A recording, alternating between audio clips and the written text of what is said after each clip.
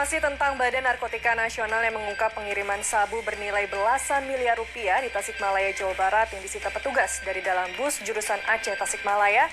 Masih ada informasi lain, sejumlah informasi kriminal dari berbagai daerah yang kami rangkum dalam Buser 6. Segera kita jelang Buser selengkapnya, saya Rizka Andalina.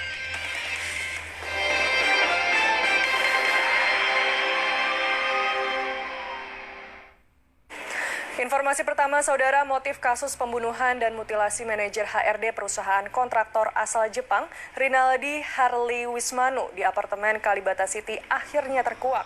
Tersangka tega menghabisi nyawa korban untuk menguasai harta korban. Kamis petang, Polda Metro Jaya merilis kasus pembunuhan dan mutilasi yang dilakukan dua tersangka yang juga sepasang kekasih, DAF dan LAS, terhadap Rinaldi Harley Wismanu. Modus sejoli ini akhirnya terungkap. Keduanya tega menghabisi nyawa korban untuk menguasai harta benda milik pria berusia 32 tahun tersebut. Tersangka LAS mengenal korban melalui aplikasi pesan dan hendak melakukan pertemuan di sebuah apartemen di kawasan Pasar Baru, Jakarta Pusat. Setelah LAS bertemu korban pada 9 September lalu, DAF yang sudah bersembunyi di kamar mandi apartemen menghabisi nyawa korban dengan menggunakan batu bata dan senjata tajam saat korban sedang berdua dengan LAS. Untuk menghilangkan jejak, keduanya kemudian memutilasi tubuh korban menjadi 11 bagian dan dimasukkan ke dalam 2 koper dan 1 tas ransel. Rencananya jasad korban akan dikubur di sebuah rumah di kawasan Cimanggis, Depok, Jawa Barat yang sudah disewa oleh tersangka dari hasil menguras harta korban.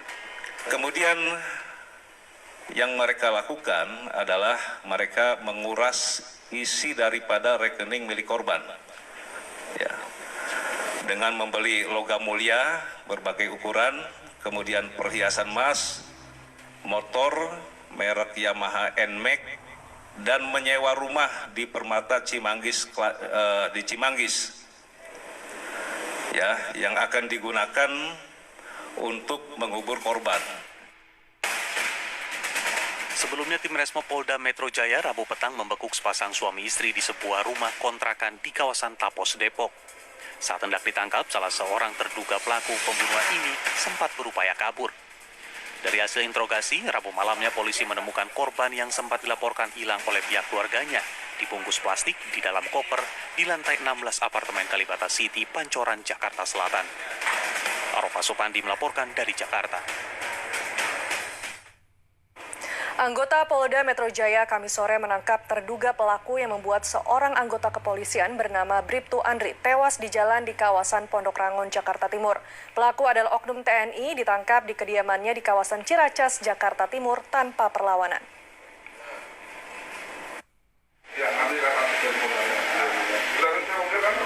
Dengan berpakaian preman, anggota Polda Metro Jaya mendatangi sebuah rumah di kawasan Ciracas, Jakarta Timur pada Kamis sore. Rumah yang didatangi petugas merupakan rumah pelaku yang membuat seorang anggota kepolisian bernama Bribtu Andri Budi Wibowo tewas di Jalan Sapi Perah, Cipayung, Jakarta Timur, Kamis dini hari. Pelaku merupakan oknum anggota TNI. Saat ditangkap, pelaku tidak bisa berkutik. Selain pelaku, polisi juga mengamankan kendaraan pelaku yang dibawa pelaku saat kejadian. Tampak di bagian depan bodi mobil pelaku juga terlihat kerusakan yang cukup parah. Kepala Bidang Humas Polda Metro Jaya, Kombes Pol Yusri Yunus, mengatakan hingga kini penyidik telah memeriksa sejumlah saksi dan kamera pengawas yang berada di lokasi guna mengetahui penyebab tewasnya korban. Namun hingga kini penyidik belum bisa menyimpulkan apakah anggota kepolisian ini tewas dibunuh atau akibat kecelakaan. Pertama, korban pembunuhan atau laka lantas ini masih kita dalami. Tadi pagi sudah kita lakukan olah TKP. Ada beberapa saksi-saksi yang sudah kita lakukan pemeriksaan sementara dalam pendalaman oleh penyidik Krimopolda Metro Jaya. Ya, juga kita sedang mencari CCTV karena memang ini tempat yang sepi. Kejadiannya cukup masih agak setengah gelap. Sebelumnya jenazah Bribtu Andri Budi Wibowo berusia 29 tahun tergeletak di Jalan Sapi Perah, kawasan Pondok Rangon, Cipayung. Korban menderita luka parah di leher dan kepala yang diduga kuat menyebabkan korban tewas. Tak banyak warga yang mengetahui kejadian ini mengingat lokasi relatif sepi dan jauh dari kawasan pemukiman. Korban ditemukan sejumlah petugas oranye di lokasi sekitar pukul 5 pagi. Jenazah Bribtu Andri langsung dibawa ke Rumah Sakit Polri Kramat Jati. Tim Liputan 6 SCTV melaporkan. Informasi berikutnya dalam rekonstruksi penyerangan Syekh Ali Jaber di Bandar Lampung terungkap. Tersangka menyerang Syekh Ali Jaber karena kesal terganggu dengan acara tablik saat sedang tidur.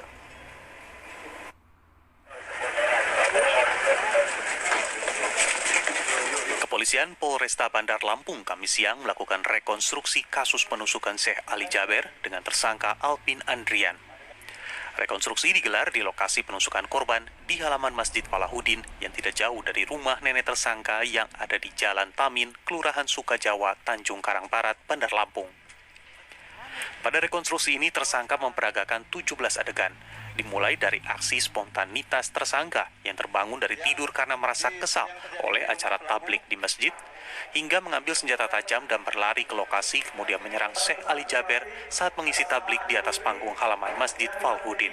Di dalam rekonstruksi ini telah diperagakan daripada 17 adegan sebagaimana yang dituangkan tersangka dalam berita acara pemeriksaan pada saat pasca kejadian dan juga selama penetapan tersangka. Jadi artinya ada 17 adegan yang sesuai dengan berita acara, kemudian juga apa yang dia lakukan, kemudian apa yang kejadian yang sesuai dengan apa yang dibuat dalam berita acara pemeriksaan itu adalah sesuai dengan apa yang diyakini.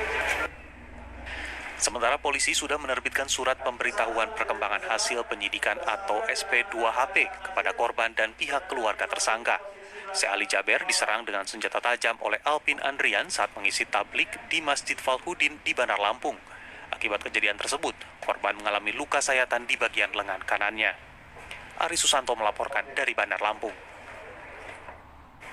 Beralih ke informasi lainnya, Badan Narkotika Nasional mengungkap pengiriman sabu bernilai belasan miliar rupiah di Tasikmalaya, Jawa Barat. Sebanyak 13 paket sabu yang terbungkus plastik disita petugas dari dalam bus jurusan Aceh Tasikmalaya.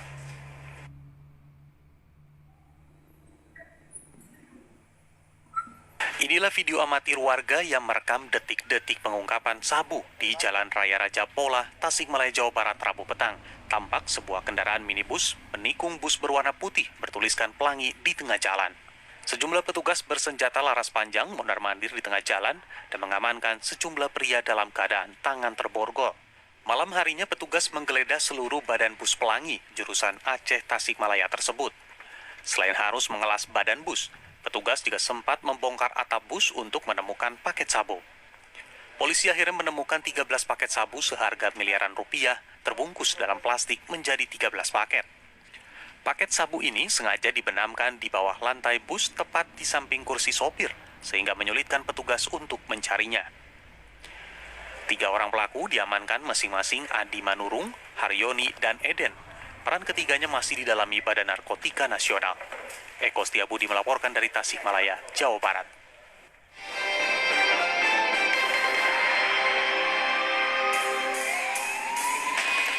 Saudara, sejumlah informasi kriminal dari berbagai daerah kami rangkum dalam Buser 6. Warga Jalan Balai Desa Marendal 2, Kecamatan Patumbak dihebohkan dengan kematian Raminda Borumanik, nenek berusia 62 tahun yang ditemukan dalam kondisi luka bakar di dalam kamar mandi rumahnya oleh sang cucu.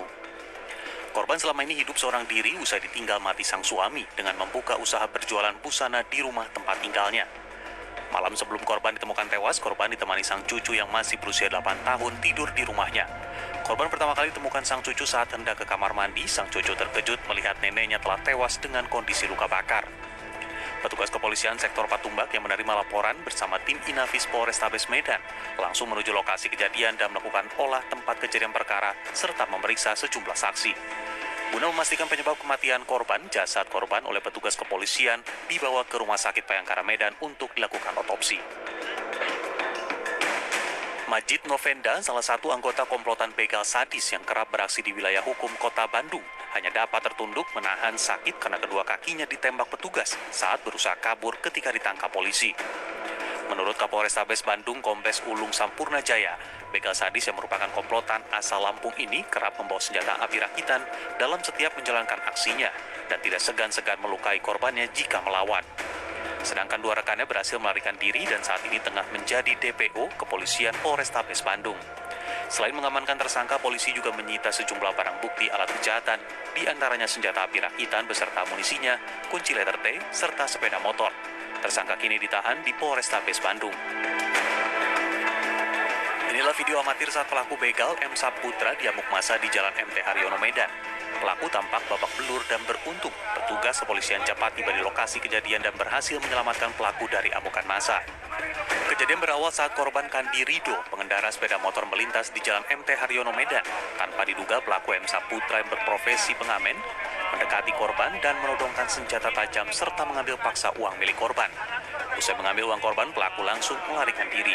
Namun saat pelaku melarikan diri, korban langsung menjerit minta tolong. Dan warga yang mendengar teriakan korban kemudian melakukan pengejaran dan berhasil meringkus pelaku.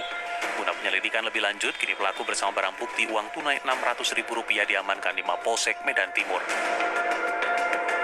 Sejumlah polisi dari sektor Badegan, Ponorogo, Kamis pagi langsung ke sebuah toko yang terletak di Jalan Raya Ponorogo menuju Solo saat mendapat laporan pencurian. Selain melakukan olah tempat kejadian perkara, polisi juga memintai keterangan sejumlah saksi, termasuk mengecek apa saja yang hilang oleh pencuri. Dari hasil pemeriksaan sementara diketahui jika pelaku yang diduga lebih dari satu orang berhasil masuk toko setelah menjebol plafon, kemudian memutus kabel kamera CCTV.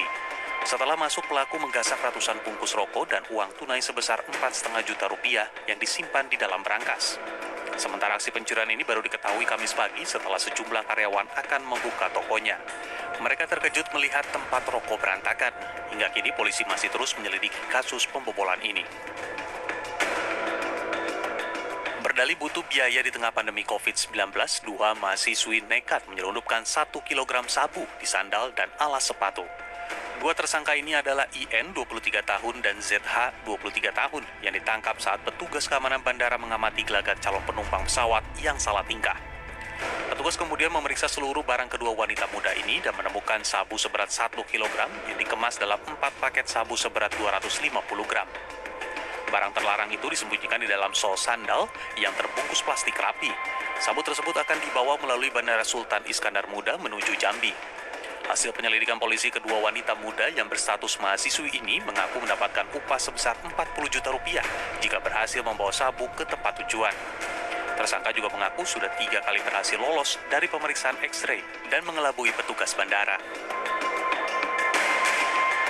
6 dari 7 pria yang ditangkap unit kejahatan Satreskrim Polres Penajam Pasir Utara merupakan komplotan pencurian sarang burung walet di kawasan Petung.